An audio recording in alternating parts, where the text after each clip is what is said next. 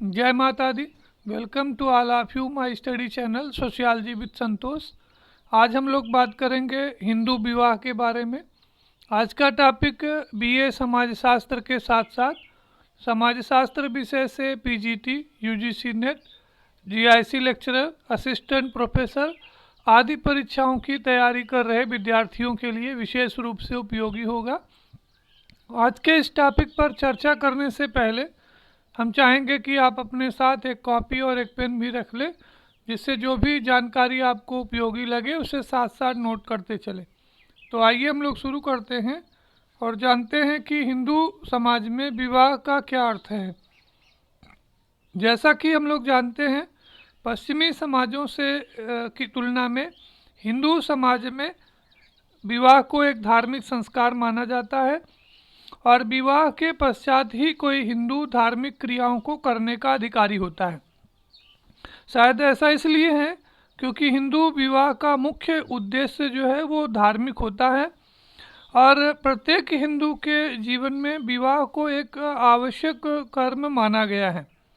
इस संबंध में पीएन प्रभु महोदय का एक कथन है कि हिंदू विवाह एक धार्मिक संस्कार है, और ऐसा इसलिए है क्योंकि हिंदू संस्कृति के अंतर्गत जो विवाह है वो एक पवित्र बंधन है और इस पवित्र संबंध को तभी पूरा माना जाता है जब वह धार्मिक क्रियाओं के साथ, कुछ धार्मिक कर्मकांडों के साथ इसको संपादित किया जाए।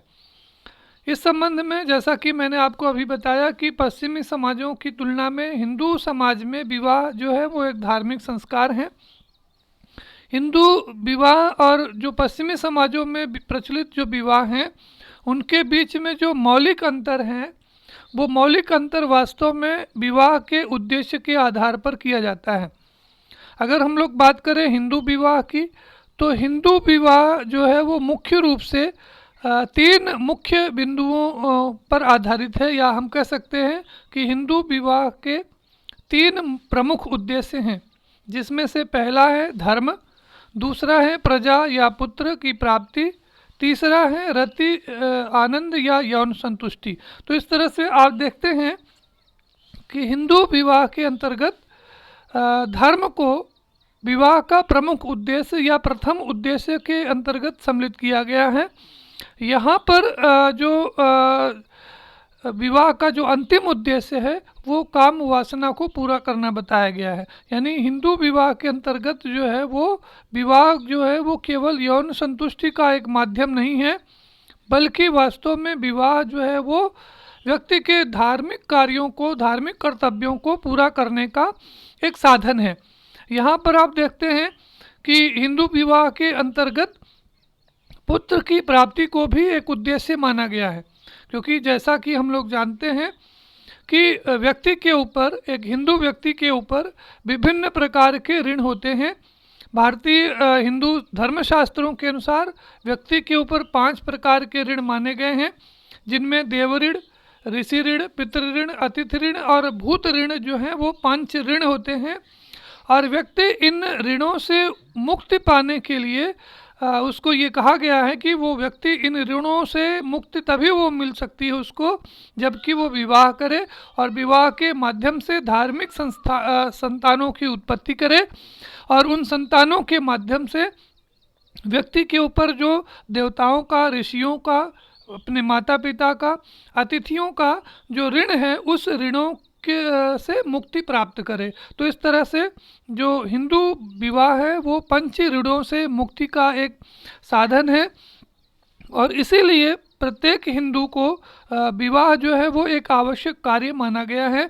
उसके लिए कहा गया है कि विवाह जो है उसके लिए परम आवश्यक कार्य है, क्योंकि ये जो पंच ऋण हैं, इन ऋणों के द्वारा वास्तव में इन ऋणों को मुक्त होने के लिए उसके लिए विवाह परम आवश्यक है, क्योंकि इन्हीं विवाह के माध्यम से वो जो पंच महायज्ञ हैं उनकी पूर्ति करता है, उनको संपन्न करता है, और इन पंच महायज्ञों के माध्यम से वो जो अपने पंच ऋण हैं उनको उनसे मुक्ति प्राप्त करता है और अंत में मोक्ष को प्राप्त करता है। तो इस तरह से जैसा कि हमने आपको बताया कि हिंदू समाज के में या हिंदू संस्कृति में जो विवाह का जो प्रमुख उद्देश्य है वो धर्म है, और विवाह का जो काम वासना है वो विवाह का अंतिम उद्देश्य माना गया है या उसको निम्नतम स्तर दिया गया है। जैसा कि हम लोग जानते हैं विवाह जो है वो प्रत्येक हिंदू के लिए आवश्यक इसलिए माना गया है क्योंकि विवाह के माध्यम से व्यक्ति गृहस्थ आश्रम में प्रवेश करता है, यानी विवाह जो है वो व्यक्ति के गृहस्थ आश्रम में प्रवेश करने का मार्ग है। जैसा कि हम लोग जानते हैं कि एक हिंदू जो धार्मिक व्यवस्था है, हिंदू जो सामाजिक व्यवस्था है, उसके अंतर्गत 4 जो है वो प्रमुख आश्रम बताए गए हैं, जिसमें से ब्रह्मचर्य आश्रम, गृहस्थ आश्रम, वानप्रस्थ और सन्यास, ये 4 आश्रम हैं। तो इस तरह से विवाह के माध्यम से जो व्यक्ति हैं वो ब्रह्मचर्य आश्रम से गृहस्थ आश्रम में प्रवेश करता है, और इसी कारण से प्रत्येक हिंदू के लिए विवाह को जो है वो एक आवश्यक कर्म के रूप में निर्धारित किया गया है। यहाँ आपकी स्क्रीन पर हिंदू विवाह की कुछ प्रक्रियाओं का उल्लेख किया गया है, यानी प्रोसेस ऑफ हिंदू मैरिज का यहाँ पे कुछ डिटेल दिया गया है। जैसा कि मैंने आपको बताया कि हिंदू विवाह एक धार्मिक संस्कार है, वो कहने का आशय यह है कि हिंदू विवाह के अंतर्गत कुछ धार्मिक कर्मकांडों को, कुछ धार्मिक क्रियाकलापों को संपन्न करना आवश्यक माना जाता है, कुछ धार्मिक प्रक्रियाओं को पूरा करना जरूरी होता है।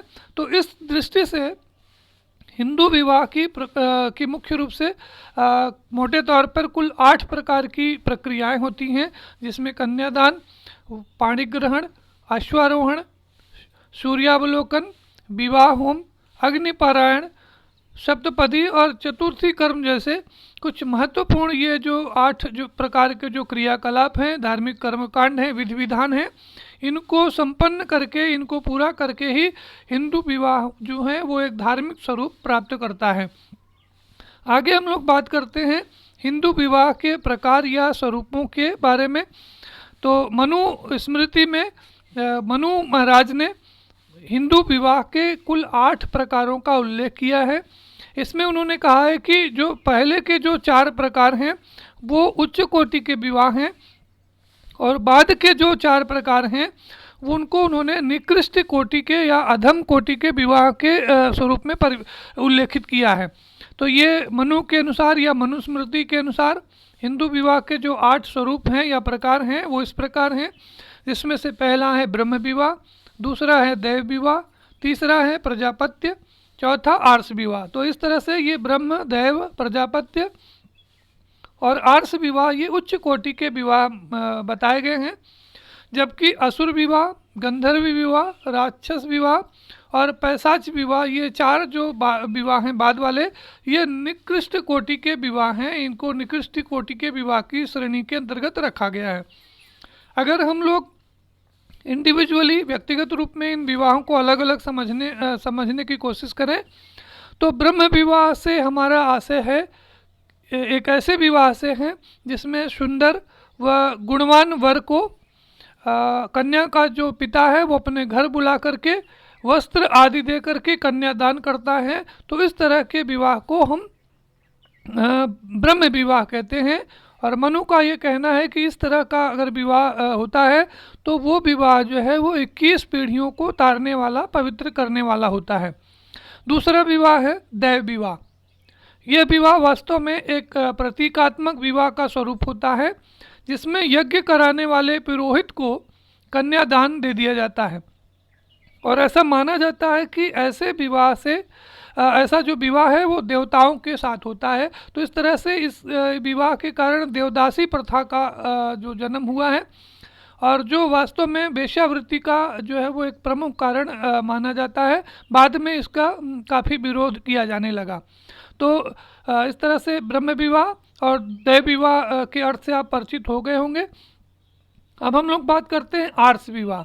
आर्ष विवाह जैसा कि इसके नाम से ही स्पष्ट है, ये विवाह जो है वो ऋषि विवाह के नाम से भी जाना जाता है, क्योंकि इस विवाह में जो विवाह है यानी जो वर है वो एक ऋषि होता है। जब विवाह के लिए इच्छुक जो ऋषि हैं वो कन्या के पिता को एक जोड़ा बैल और एक जोड़ा गाय देता है, तब ये विवाह संपन्न माना जाता है। यहाँ पर आपको ये ध्यान रखना है कि ये जो एक जोड़ा बैल और एक जोड़ा गाय देने की जो प्रथा है, ये वधू मूल्य नहीं है, बल्कि ये एक जोड़ा गाय और बैल देना जो है वो लड़की के पिता को इस बात का आश्वासन है कि जो ऋषि हैं वो आजीवन उनकी पुत्री का भरण पोषण करेगा, उसका उचित निर्वहन करेगा। चौथे नंबर पर उच्च कोटि के विवाह के अंतर्गत मनु ने प्रजापत्य विवाह का उल्लेख किया है। यह विवाह जो है वो लगभग ब्रह्म विवाह के समान ही होता है, लेकिन इसमें थोड़ा सा अंतर ये होता है कि इसमें कन्या का जो पिता है वो वर को वधू को आशीर्वाद देते हुए इस वाक्य का उच्चारण करता है कि तुम दोनों एक साथ मिलकर के आजीवन धर्म का आचरण करो।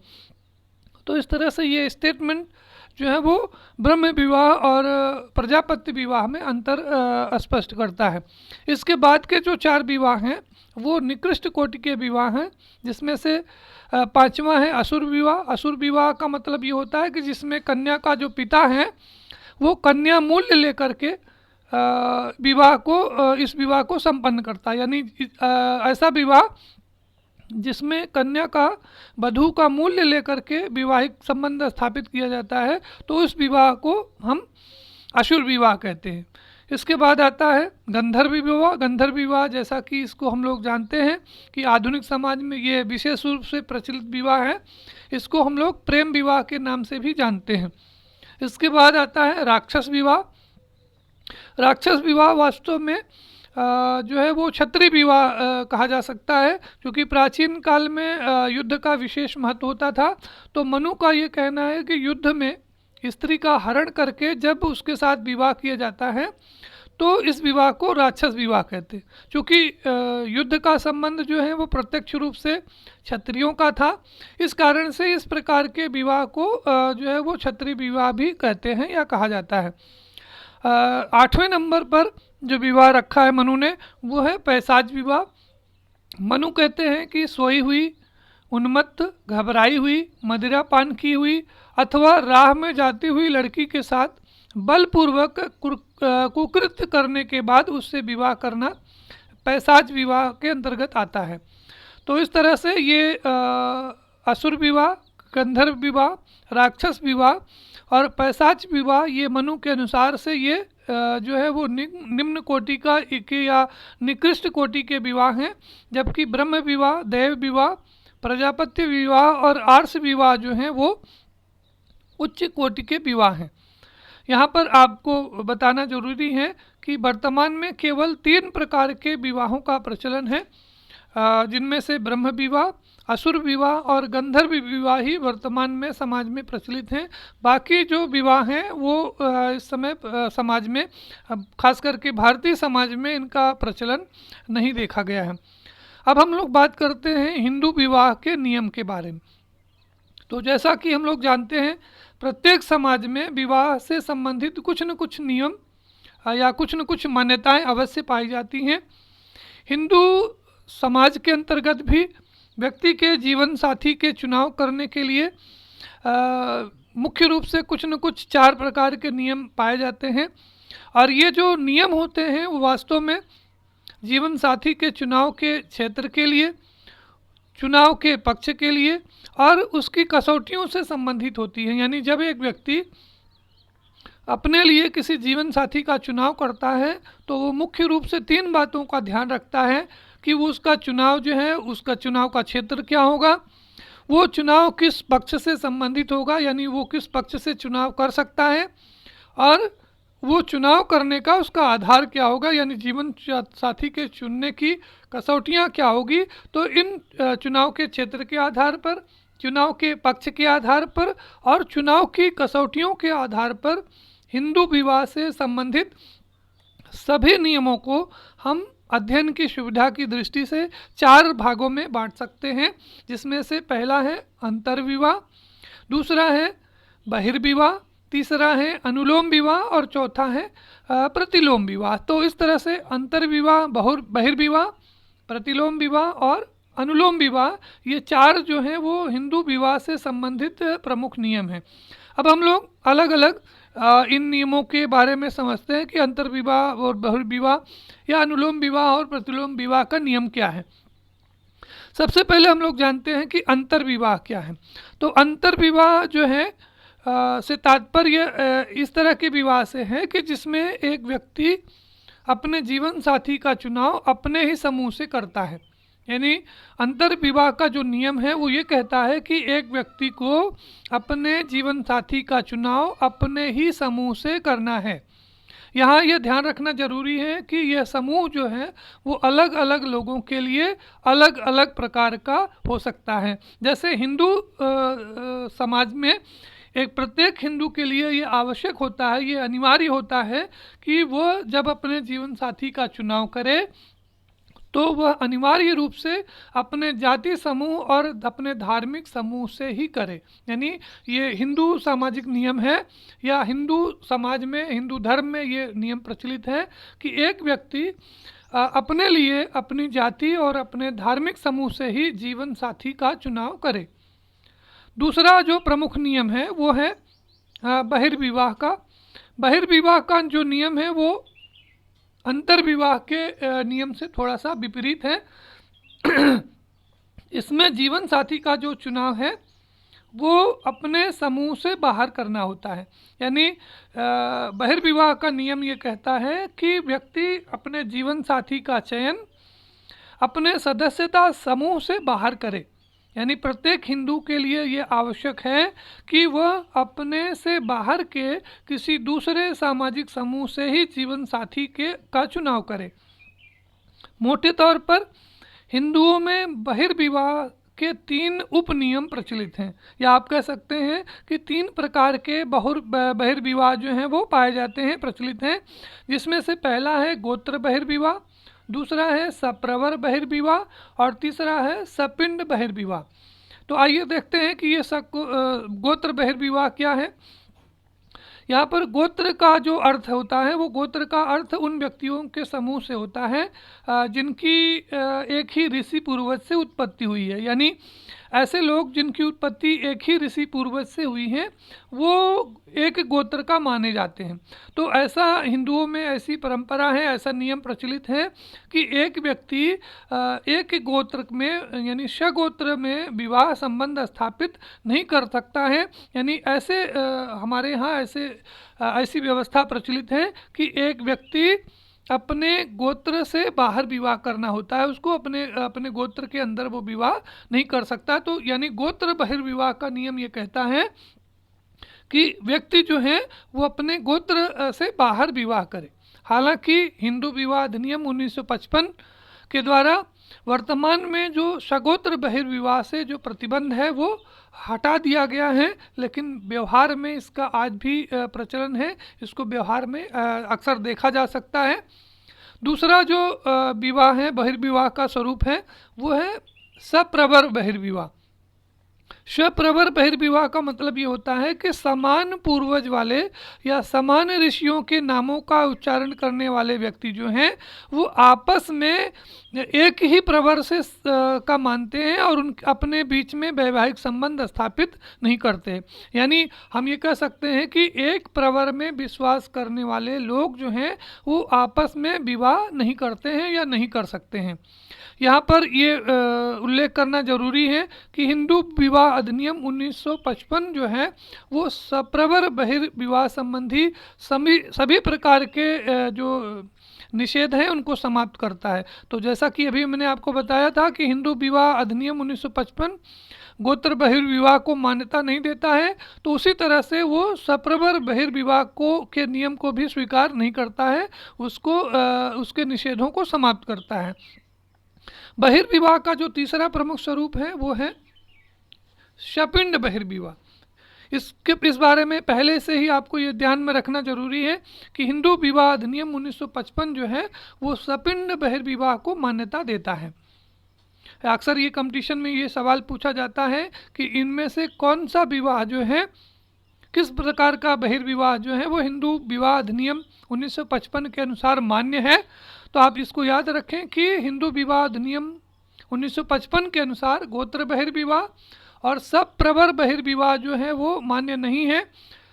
उसके प्रतिबंधों को हटा दिया गया है, लेकिन जो सपिंड बहिर्विवाह है उसके नियम को स्वीकार किया गया है, यानी सपिंड बहिर्विवाह की मान्यता हिंदू विवाह अधिनियम 1955 के आधार पर स्वीकार की गई है, मानी गई है।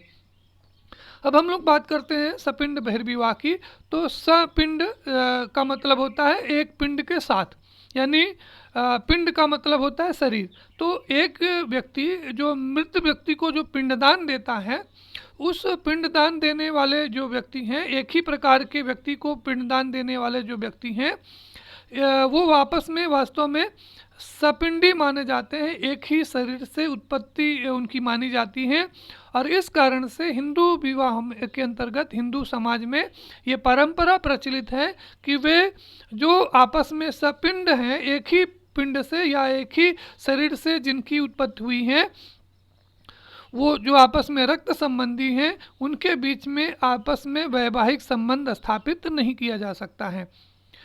इस संबंध में वशिष्ठ ऋषि जो हैं उनका ये कहना है कि पिता की ओर से 7 पीढ़ी और माता की ओर से 5 पीढ़ी के लोगों के बीच में विवाह पर प्रतिबंध लगाया गया है। यानी जब हम अपने विवाह के लिए अपने जीवन साथी का चुनाव करते हैं तो वो पिता की पीढ़ी से 7 पीढ़ी और माता की पीढ़ी से 5 पीढ़ी से बाहर के संबंधी होने चाहिए। तो इस तरह से हिंदू यहाँ पर आपके लिए इम्पॉर्टेंट है कि हिंदू विवाह अधिनियम 1955 माता पिता दोनों पक्षों से 3 पीढ़ियों के सपिंडियों में परस्पर विवाह पर रोक लगा दी गई है। जैसा कि हमने आपको पहले ही बताया है कि हिंदू विवाह अधिनियम 1955 सपिंड बहिर्विवाह को मान्यता देता है और इस अधिनियम के द्वारा माता पिता दोनों पक्षों से 3 पीढ़ियों के संबंधियों से विवाह संबंध स्थापित करने पर रोक लगा दी गई है। हालांकि ये आपको ध्यान रखना जरूरी है कि यद्यपि अगर मान लीजिए कि कोई व्यक्ति इस तरह का विवाह करता है और उस विवाह से किसी समूह की कोई परंपरा या मान्यता को ठेस नहीं पहुंचती है, तो ऐसे विवाह को वैध माना जा सकता है, यद्यपि हिंदू विवाह अधिनियम इस तरह के विवाह को अवैध मानता है। तो विवाह का जो तीसरा प्रमुख नियम है अनुलोम विवाह का, इसके बारे में हम लोग चर्चा करते हैं। अनुलोम विवाह वास्तव में एक ऐसा विवाह होता है जिसमें एक उच्च वर्ण जाति या कुल का जो लड़का होता है किसी ऐसी लड़की से विवाह करता है जिसका वर्ण जाति उपजाति उस कुल की उससे नीची होती है। यानी दूसरे शब्दों में अगर हम कहें तो जब कोई उच्च कुल वर्ण जाति का लड़का अपने से निम्न कुल जाति की लड़की से विवाह करता है तो इस तरह के विवाह को हम अनुलोम विवाह कहते हैं। के.एम. कपाड़िया जो महोदय हैं वो अनुलोम विवाह को प्रतिबंधित विवाह की संज्ञा देते हैं, यानी उन्होंने अनुलोम विवाह को प्रतिबंधित विवाह के नाम से संबोधित किया है। कभी कभी क्वेश्चन एग्जामिनेशन में पूछा जाता है कि के.एम. कपाड़िया के अनुसार जो है प्रतिबंधित विवाह है वो कौन सा है, तो आप इसको याद रखें कि उनके अनुसार प्रतिबंधित विवाह जो है वो अनुलोम विवाह है।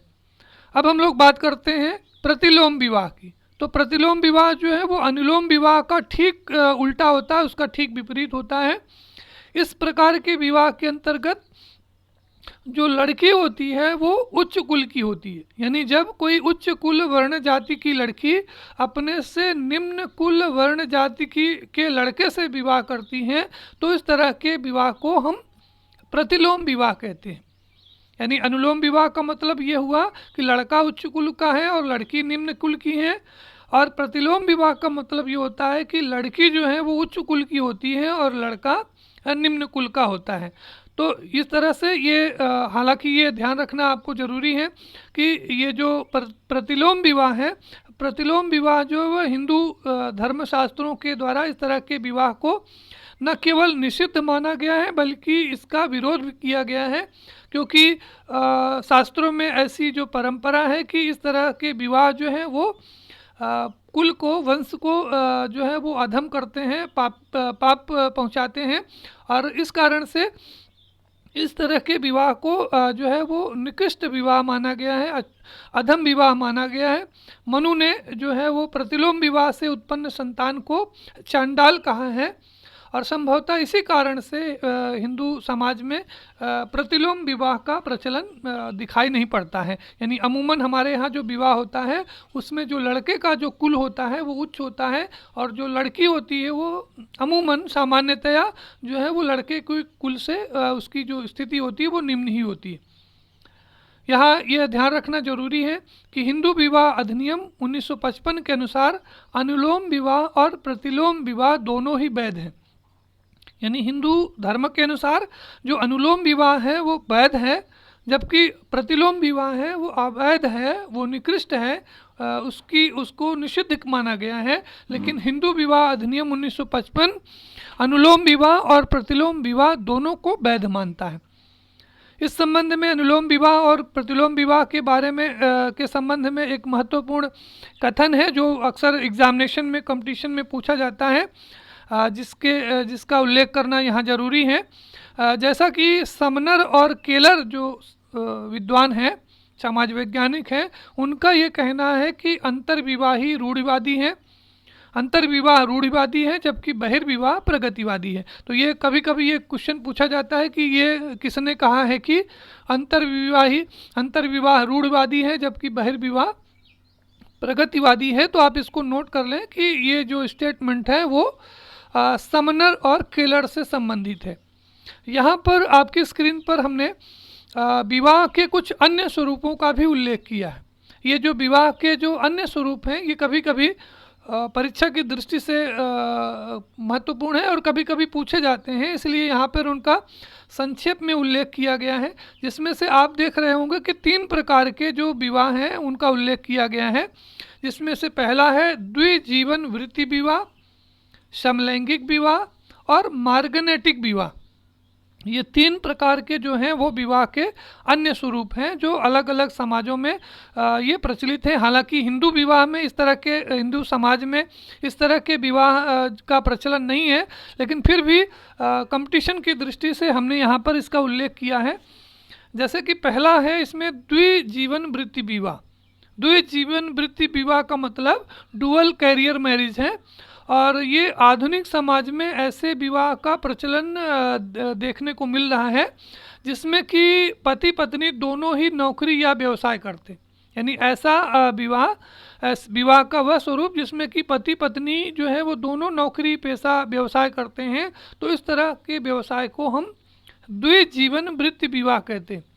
तो इस प्रकार के विवाह में स्त्री को चूंकि घर और बाहर दोनों के कार्यों को निपटाना पड़ता है, जिससे उसकी जो भूमिका, जिससे जो स्त्री है वो उसको भूमिका संघर्ष की स्थिति का शिकार करना होती है, या उसको कह लीजिए कि उसको भूमिका संघर्ष की स्थिति का सामना करना पड़ता है। दूसरा जो विवाह का स्वरूप है समलैंगिक विवाह है। समलैंगिक यानी होमोसेक्सुअल जो मैरिज है, इस तरह का विवाह आजकल चर्चा का विषय है और विवाद का भी विषय है। हालांकि भारत में इस तरह का विवाह का प्रचलन अभी नहीं है। इस तरह के विवाह में 2 समलिंगियों यानी पुरुष का और स्त्री के बीच में विवाह स्थापित होता है। हालांकि आजकल कुछ देशों में इस तरह के विवाह को कानूनी मान्यता दे दी गई है, लेकिन भारतीय समाज में अभी भी समलैंगिक विवाह का प्रचलन नहीं है और इनको हेय दृष्टि से देखा जाता है। तीसरा जो स्वरूप है वो है मार्गनेटिक विवाह। मार्गनेटिक विवाह के बारे में हम आपको बताना चाहेंगे कि इस तरह का विवाह ये ऐसा विवाह होता है जब उच्च वर्ग का पुरुष अपने 2 निम्न परिस्थिति अथवा हीन वर्ग की स्त्री से विवाह करता है, तो उस विवाह को हम मार्गनेटिक विवाह कहते हैं। यानी इस विवाह में जो पुरुष होता है वो उच्च वर्ग का होता है और वो अपनी परिस्थिति से 2 निम्न स्थिति की स्त्रियों से विवाह करता है। यहाँ पर ये बताना आपके लिए ज़रूरी है कि इस विवाह से जो उत्पन्न संतान होती हैं वो तो वैध होती हैं, लेकिन पत्नी और बच्चों को पुरुष की संपत्ति में किसी प्रकार का कोई अधिकार नहीं दिया जाता है, उनको उससे वंचित रखा जाता है। और भारत में ऐसे विवाहों को वर्जित विवाह के अंतर्गत रखा जाता है या वर्जित विवाह माना गया है। तो इस तरह से विवाह के अन्य स्वरूपों के अंतर्गत तीन जो है वो द्विविवाह, द्विजीवन वृत्ति विवाह, समलैंगिक विवाह और मार्गनेटिक विवाह का उल्लेख किया जा सकता है। अंत में हम लोग बात करते हैं हिंदू विवाह से संबंधित कुछ महत्वपूर्ण अधिनियम और कानूनों के बारे में। अक्सर कंपटीशन में, परीक्षा में ये पूछा जाता है कि ये अधिनियम कब पारित हुआ, और ये अलग अलग जो अधिनियम है, विभिन्न प्रकार के जो अधिनियम है वो कब पारित हुए, तो इनके बारे में भी आपको जानकारी होना ज़रूरी है। यहाँ पर कुछ महत्वपूर्ण अधिनियमों के बारे में चर्चा की गई है। सभी प्रकार के अधिनियमों का यहाँ पे उल्लेख नहीं किया गया है, केवल उन अधिनियमों की चर्चा की गई है जो कि अक्सर एग्जामिनेशन में, कंपटीशन में, परीक्षा में आपसे बार बार पूछे जाते हैं। जैसे कि पहला इसमें है सती प्रथा निरोधक अधिनियम, जो कि 1829 में पारित हुआ था।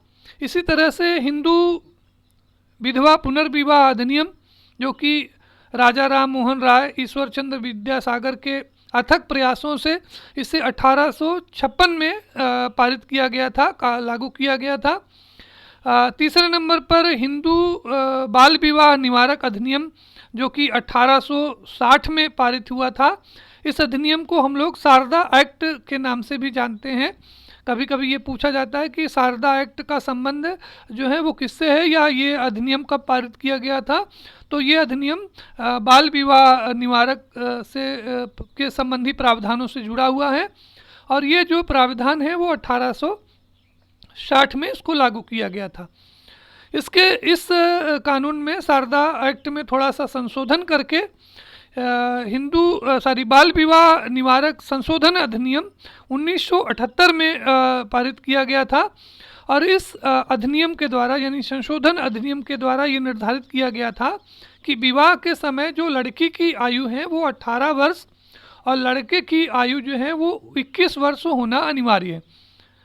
ये क्वेश्चन भी कंपटीशन में पूछा जाता है कि किस अधिनियम के द्वारा लड़के की आयु 21 वर्ष और लड़की की आयु न्यूनतम 18 वर्ष निर्धारित की गई थी।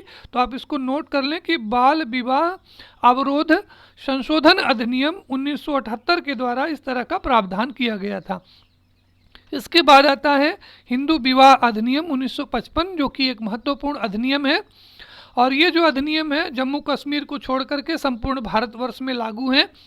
और ये इसके अंतर्गत, इस अधिनियम के अंतर्गत हिंदू, बौद्ध, जैन और सिख जो विवाह हैं वो आते हैं। यानी हिंदू विवाह अधिनियम हिंदुओं के अतिरिक्त बौद्ध, जैन और सिख संप्रदाय के ऊपर लागू होता है। और ये जो अधिनियम है, यानी हिंदू विवाह जो अधिनियम है, वो सभी जातियों को विवाह विच्छेद के अधिकार देता है। ये क्वेश्चन भी कंपटीशन में पूछा जाता है कि विवाह विच्छेद का जो अधिकार है वो किस अधिनियम के द्वारा प्राप्त है। तो हिंदू विवाह अधिनियम जो है वो, हालांकि हिंदू समाज के अंतर्गत विवाह को एक पवित्र संबंध माना गया है, अविच्छेद संबंध माना गया है। हिंदू धार्मिक विवाह के अंतर्गत विवाह विच्छेद की अनुमति नहीं है।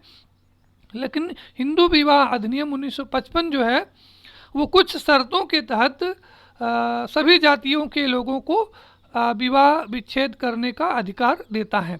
इसके बाद आता है हिंदू उत्तराधिकार अधिनियम 1956 जो पारित हुआ था। यानी हिंदू उत्तराधिकार अधिनियम जो कि 1956 में पारित हुआ था। चूँकि इस अधिनियम से पहले भारत में उत्तराधिकार के मुख्य रूप से दो नियम प्रचलित थे, एक तो मिताक्षरा और दूसरा दाय भाग। तो इस अधिनियम के आने से जो हिंदू उत्तराधिकार के बारे में जो अनेक प्रकार की कठिनाइयाँ होती थी, उन सारी कठिनाइयों को समाप्त कर दिया गया। और यानी जो मिताक्षरा और दाय भाग से संबंधित जो उत्तराधिकार के जो नियम थे वो हिंदू उत्तराधिकार अधिनियम 1956 के द्वारा उनको समाप्त कर दिया गया। और जो है वो स्त्री और पुरुष को दोनों को समान अधिकार प्रदान किया गया।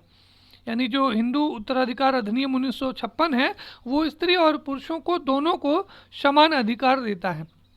इसके बाद आता है हिंदू नाबालिग संरक्षकता अधिनियम जो कि 1956 में पारित हुआ था। ये जो अधिनियम है वो विशेष रूप से महत्वपूर्ण है। ये हिंदू सामाजिक जीवन के लिए एक महत्वपूर्ण अधिनियम था जो कि 1956 में पारित हुआ था। चूँकि हिंदू उत्तराधिकार विधि में एक बहुत बड़ा दोष ये था कि यदि कोई व्यक्ति अपने नाबालिग बच्चे को छोड़ करके मर जाता है तो उस नाबालिग बच्चे की संपत्ति का जो बच्चे की संपत्ति का संरक्षक उसके पिता के पक्ष का कोई पुरुष ही हो सकता था। यानी बच्चे की माँ जो है वो उसकी संपत्ति का दुरुपयोग होते हुए देख कर के भी कुछ नहीं कर सकती थी। तो इन दोषों को दूर करने के लिए हिंदू नाबालिग संरक्षकता अधिनियम 1956 में पारित किया गया और इस अधिनियम के अंतर्गत ये व्यवस्था दी गई कि संरक्षकों को दो श्रेणियों में बांटा गया। यानी एक प्राकृतिक संरक्षक और दूसरा न्यायालय द्वारा नियुक्त संरक्षक। और इसमें ये व्यवस्था की गई कि पिता की मृत्यु पर माँ जो है वो प्राकृतिक संरक्षक मानी जाएगी। यानी अगर पिता की मृत्यु हो जाती है तो माँ जो है वो उस बच्चे की प्राकृतिक संरक्षक होगी और माँ की मृत्यु होने पर पिता जो है वो उसका प्राकृतिक संरक्षक होगा।